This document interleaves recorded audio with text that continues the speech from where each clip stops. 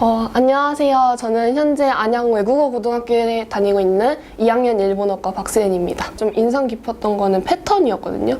그러니까 학원에서는 현재 수업을 어떻게 가르쳐 주시냐면 이제 그 독해를 푸는 과정에서 이제 키포인트, 키워드, 약간 시그널 월드 같은 거를 찾아갖고 그거를 통해서 좀 더 시간을 단축시켜갖고 빠르게 문제를 풀 수 있도록 도와주시는데 처음에는 그 패턴, 그 시그널 월드라는 거를 알지 못하니까 수업이 조금 어렵더라고요. 근데 계속 하던 과정에서는 그 단어를 알게 되고 그 단어를 눈에 익히고 나서부터는 독해하는 시간도 빨라지고 그리고 또 약간 독해력이나 다른 부분에 있어서 자신감도 생긴 것 같아요. 수업을 듣다 보면은 주변에 많은 학생들이 있어요. 근데 그 학생들이 함께 같이 공부를 굉장히 열심히 하는 모습을 봤는데 그 모습을 딱 보니까 나만 뒤처지면 안 되겠구나 약간 이런 생각이 들어서 주변 학생들을 통해서 약간 자극을 받은 게 첫 번째고 두 번째는 선생님께서 수업을 하시면서 굉장히 이렇게 많은 예시들을 보여주세요. 그래서 누구는 이렇게 열심히 해서 어디 대학교에 갔다. 누구는 이렇게 열심히 해서 이만큼의 성적을 냈다. 그러니까 너희들도 할 수 있다. 이러면서 이렇게 많은 사례들을 들어주시면서 저희들을 이렇게 자극해 주시는 부분이 있어요.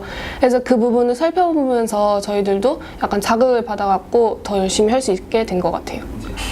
사실 제가 느끼기에 제가 많이 부족했던 부분은 독해라고 생각을 하거든요. 근데 1학년 때는 이제 독해를 상대적으로 학교에서 초반에 배웠기 때문에 그 학교에서 그 효과가 나타났다는 걸 느끼지는 못했어요.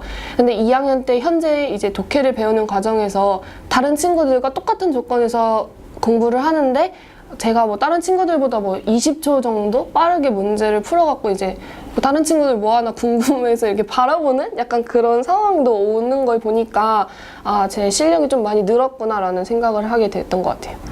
제가 처음에 임팩트라는 단어가 있어요. 근데 사실 임팩트를 사람들이 들으면 되게 쉽다고 생각을 하잖아요. 근데 저 역시도 그 임팩트라는 단어가 약간 however이라는 단어랑 뜻이 비슷하다고 생각을 했어요. 왜냐하면 전체적으로 문장을 살펴봤을 때 그 문장에서 약간 반대 얘기를 할 때 임팩트를 많이 사용했던 거라고 느껴갖고 그래서 약간 임팩트는 however이랑 같다 약간 이런 생각을 했었어요. 근데 수업을 하는 과정에서 선생님께서 임팩트는 however과 절대 뜻이 같을 수 없다. 임팩트는 그 새로운 사실에 대해서 알려줄 때 임팩트라는 단어를 사용한다라는 것을 알려주시면서 제가 기존에 잘못 알고 있던 부분에 대해서 이렇게 바꿔주셔갖고 그 다음부터는 리딩을 할 때 좀 그 부분에 대해서 잘못된 부분을 바로잡고 문제를 풀 수 있었던 것 같아요. 사실 최근까지도 계속 이제 아무래도 또 고등학교 2학년이니까 대학교를 바라봐야 하는 입장이고 또 외고를 다니다 보니까 내신이나 등급 같은 게 되게 저한테는 좀 더 특별히 다가오는 게 있거든요.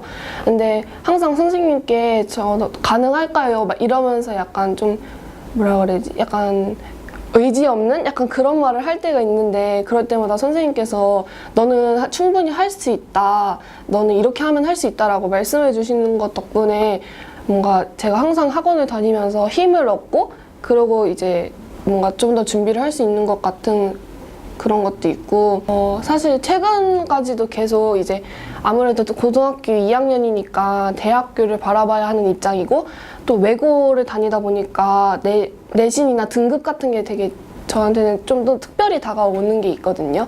근데 항상 선생님께 가능할까요? 막 이러면서 약간 좀 뭐라 그래야지? 약간 의지 없는 약간 그런 말을 할 때가 있는데 그럴 때마다 선생님께서 너는 충분히 할 수 있다. 너는 이렇게 하면 할 수 있다라고 말씀해 주시는 것 덕분에 뭔가 제가 항상 학원을 다니면서 힘을 얻고 그러고 이제 뭔가 좀 더 준비를 할 수 있는 것 같은 그런 것도 있고 공부하는 거에 있어서는 제가 이게 공부를 하다 보면은 약간 이게 의문점이 생기는데 인터넷에서 찾아볼 수 없는 그런 의문점들이 생겨요. 근데 항상 선생님께서는 그러니까 질문을 하면은 선생님께서 굉장히 명쾌하게 설명을 해주셔요. 뭐 얘는 제가 지금 바로 기억은 안 나는데 그런 거에서 이제 뭔가 인터넷보다 약간 좀 더 신뢰감이 든다? 약간 그렇기 때문에 선생님께 질문을 어떤 것을 해도 다 대답을 잘 해주셔서 그 부분이 굉장히 좋았던 것 같아요. 그러니까 제가 사실 품사에 대해서 정확하게 구분을 못하고 있었거든요. 그래서 선생님께 좀 부끄럽기는 하지만 저는 품사가 잘 모르겠습니다. 이렇게 말씀드렸더니 선생님께서 품사를 따로 이제 공부할 수 있도록 프린트 같은 거를 마련해 주시고 정리된 자료들을 주시면서 요거를 기존에 네가 보고 오면은 문법을 좀 더 잘 이해할 수 있을 것 같다라고 해주셨어요. 그래서 그거를 통해서 배우고 그다음에 문법을 약간 감으로 푸는 게 아니라 진짜 제가 기존에 배운 이론을 토대로 풀어서 점수가 많이 올랐던 것 같아요. 그걸 또 이제 학생 우선 첫 번째로 저는 독해력이나 문법적으로 약한 학생들이 오면은 정말 좋을 것 같은 게 사실 제가 그 분야의 약간 학생들이었거든요. 그런데 저는 이 학원에 와서 뭐 탭스 성적이 뭐 독해도 이제 한 100점 가까이 오르고 문법도 뭐 한 20점 정도 올라갔고 그 부분에서 많은 효과를 봤다고 생각을 하고 제가 생각하기에 이 학원은 굉장히 수능 준비를 많이 해주는 것 같아요. 근데 최근에 이제 수능이 절대평가로 바뀌면서 많은 학생들이 영어를 중요시하지 않은 약간 그런 경향을 보이고 있는데 제가 생각하기에 분명 절대평가로 바뀌더라도 난이도가 더 어려워져갖고 그 1등급을 받을 수 있는 학생들을 분명 어느 정도 제한을 줄 거란 말이에요.